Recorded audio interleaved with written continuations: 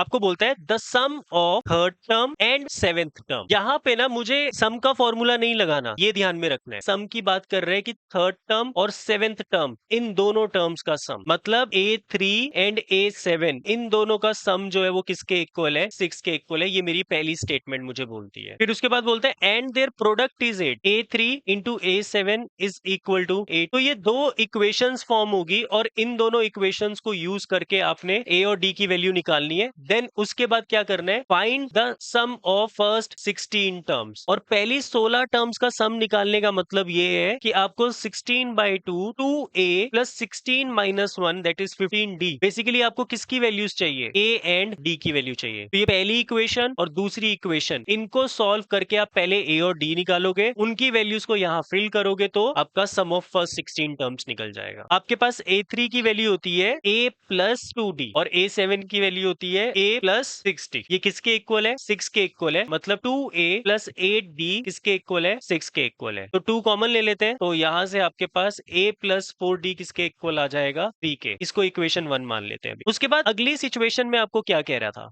मैं आपको कहता है चक दे फट्टे नपते गिल्ली, ऐसा नहीं कहता। तो बोलता है A3 into A7 is equal to 8। तो A3 की वैल्यू वापस डाल दो, A प्लस 2D, A7 की वैल्यू A प्लस 6D इसके इक्वल है 8 के। अब यहाँ पे मैं पता है क्या कर सकता हूँ, A की वैल्यू फिल कर सकता हूँ, इजी हो जाएगा। मेरे पास आएगा A की जगह पे 3 minus 4D plus 2D, 3 minus 4D plus 6D is equal to 8। 2D minus 4D करोगे तो 3 माइनस 2D आ जाएगा और यहाँ पे 3 प्लस 2D आ जाएगा इज इक्वल टू 8। आइडेंटिटी बन जाएगी A minus B A plus B which is equal to A square minus B square is equal to 8। तो 9 minus 8 is equal to 4D square, D square की value 1/4, तो D की value plus minus 1/2। तो ये मेरी D की value निकल गई, प्लस माइनस 1/2। जब मेरा D प्लस 1/2 है तो A की वैल्यू क्या होगी, A की वैल्यू निकालने के लिए A is equal to 3 minus 4D है, तो 3 माइनस 4 इंटू 1/2 करोगे, A की वैल्यू आ जाएगी +1। एंड जब आप B माइनस 1/2 लिखोगे तो A की वैल्यू क्या होगी, +5। तो ये मेरी A की वैल्यू हो गई। यहाँ पर मेरी D की वैल्यू भी 2 निकल रही है और A की वैल्यू भी 2 निकल रही है, इसलिए सम की भी कितनी वैल्यूज निकलेंगी, 2 वैल्यू निकलेगी। सम ऑफ 16 टर्म दो सिचुएशंस के अकॉर्डिंग निकलेगा। जब मेरा A